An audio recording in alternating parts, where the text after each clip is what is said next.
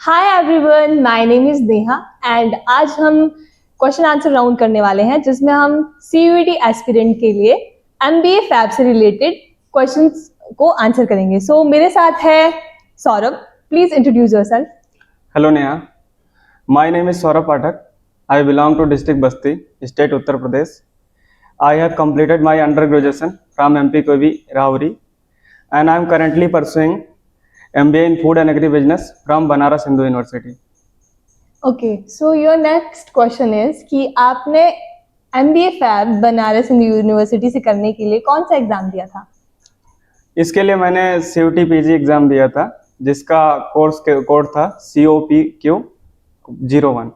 Okay, सो क्या आप हमें बता सकते हो कि आपके एग्जाम का सिलेबस क्या था? एक्चुअली अपना जो CUT PG का सिलेबस होता है ओवरऑल एग्रीकल्चर पढ़ना होता है। उसमें आपको सिलेबस को डाउनलोड करना होता है और देखना होता है कि टॉपिक वाइज क्या क्या चीज़ें आपकी रिक्वायरमेंट है एग्रीकल्चर से रिलेटेड। अगर बेसिकली मैं बात करूं किस पर मेन फोकस करना होता है तो वो दो सब्जेक्ट्स होते हैं, एग्रीकल्चर इकोनॉमिक्स और एक्सटेंशन, जिसमें स्टूडेंट्स को फोकस करना चाहिए क्योंकि वो डिसाइडिंग फैक्टर होता है और एक चैलेंजिंग फैक्टर भी होता है। तो ओवरऑल आपको सिलेबस के हिसाब से पढ़ना चाहिए और दो सब्जेक्ट्स को डीपली कवर करना चाहिए, ऐसा है। ओके, सो आप पूरा एग्जामिनेशन का पैटर्न बता सकते हैं? कितने क्वेश्चंस थे, कितने मार्क्स का पेपर था? अगर ओवरऑल एग्जामिनेशन की बात करें तो ये एग्जामिनेशन मेनली दो फेज में होता है। पहला फेज रिटन एग्जाम्स होते हैं जिसका जो ओवरऑल स्कोर होता है वो 300 स्कोर उसका मार्क्स होता है रिटन एग्जाम का, और उसको पास करने के बाद उसके जो मार्क्स आते हैं उसके बाद आपको GDPI के लिए बुलाया जाता है अगर आप रिटन एग्जाम में क्वालिफाई करते हैं तो। जो GDPI है वो ओवरऑल 60 मार्क्स का होता है जिसमें 30 मार्क्स जो होते हैं GD के होते हैं और 30 मार्क्स पर्सनल इंटरव्यू के होते हैं। Okay, so number of questions की बात अगर करें तो कितने क्वेश्चंस आते हैं?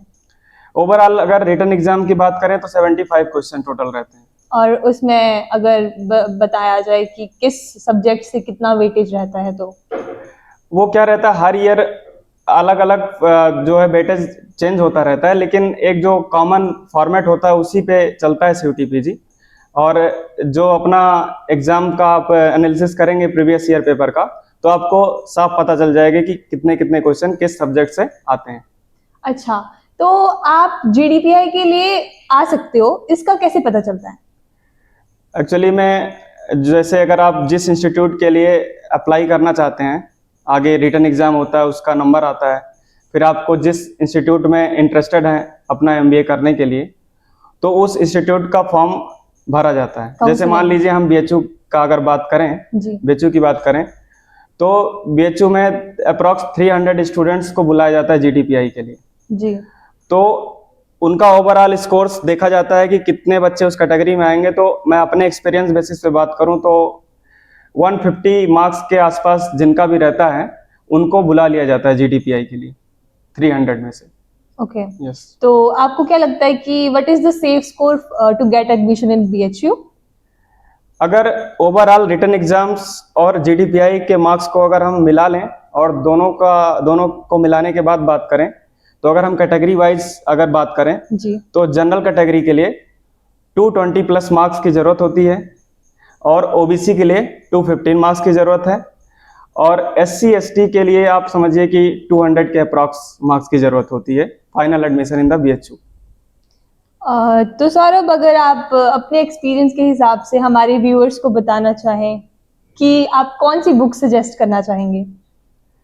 बुक्स तो जैसे बेसिकली जितने भी एग्रीकल्चर के ग्रेजुएट्स होते हैं वो नेमराज सुंडा को जरूर फॉलो करते हैं। एक बाइबल बुक होती है, बाइबल होती है जी। और ये बुक पढ़ने का फायदा ये होता है कि स्टूडेंट को एक कॉन्फिडेंस आ जाता है कि हमने ओवरऑल सिलेबस को कवर कर लिया। लेकिन अगर हम नेमराज सुंडा को CUT PG के रेफरेंस में बात करें तो जो नेमराज सुंडा में अलाइड सब्जेक्ट्स को कवर किया गया है वो डीपली कवर नहीं किया गया है। जैसे आप देखेंगे इकोनॉमिक्स, एक्सटेंशन और ये सब चीजें जो हैं उन्होंने डीपली कवर नहीं किया। जो एग्जाम्स में आजकल कॉम्पिटिटिवनेस बढ़ने की वजह से जो क्वेश्चंस पुट अप किए जा रहे हैं उस लेवल का उन्होंने कवर नहीं किया। तो कुछ सब्जेक्ट्स तो अच्छे दिए गए नेमराज में, लेकिन कुछ सब्जेक्ट्स के लिए आपको अलग से बुक प्रेफर करनी होगी, अलग से कोचिंग मटेरियल भी आप प्रेफर कर सकते हैं, अलग से आप स्टडी मटेरियल्स को भी प्रेफर कर सकते हैं। तो आप कोई बुक सजेस्ट करना चाहेंगे?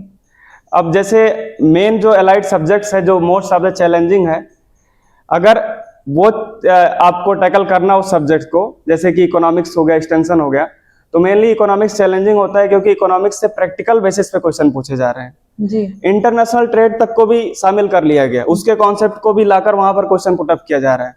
तो उसको डील करने के लिए आपको कुछ रेफरेंस बुक करनी चाहिए, जैसे कि आप सुबह रेड्डी को प्रेफर जी। कर सकती हैं, जी। सुभाष चंद्रा को प्रेफर कर सकती जी। हैं, और भी अपने हिसाब से कोचिंग मटेरियल और जो भी आपको इंटरनेट में अवेलेबल चीजें हो वो वहां से आप जा सकते हैं। ठीक है, thank you Saurabh. Thank you Neha, thank you.